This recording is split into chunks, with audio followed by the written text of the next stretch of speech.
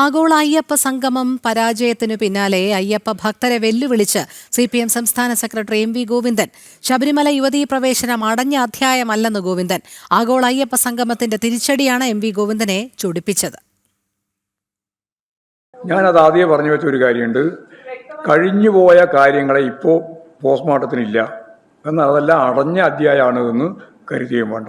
അതാണ് ഞാൻ പറഞ്ഞു വെച്ചത്. വീണ്ടും ഒരു ഇടവേളയ്ക്ക് ശേഷം യുവതീ പ്രവേശനത്തിൽ പാർട്ടി നിലപാട് വ്യക്തമാക്കി CPM സംസ്ഥാന നേതൃത്വം.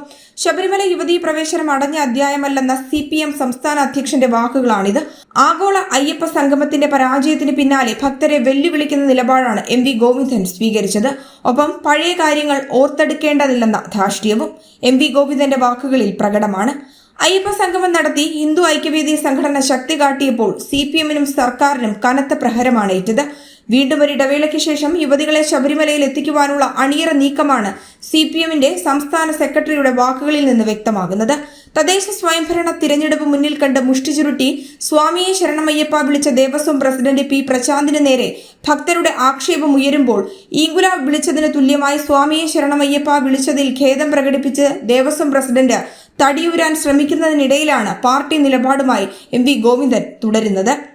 സ്ത്രീ പ്രവേശനത്തിൽ സുപ്രീം കോടതിയിൽ സർക്കാർ നൽകിയ സത്യവാങ്മൂലം പിൻവലിക്കുവാൻ തയ്യാറായിട്ടില്ല. നിയമസഭയിൽ പ്രതിപക്ഷം ഉയർത്തിയ ചോദ്യത്തിൽ സത്യവാങ്മൂലം ഇപ്പോൾ പിൻവലിക്കേണ്ട സാഹചര്യമില്ലെന്ന അഴകുഴമ്പൻ സമീപനം ദേവസ്വം മന്ത്രി സ്വീകരിച്ചതുമൊക്കെ ശബരിമലയിൽ സ്ത്രീ പ്രവേശനം യാഥാർത്ഥ്യമാക്കുവാനുള്ള CPMന്റെ പിന്നാമ്പുറ ശ്രമങ്ങൾ ഇതിലൂടെ വ്യക്തമാക്കുന്നതാണ്.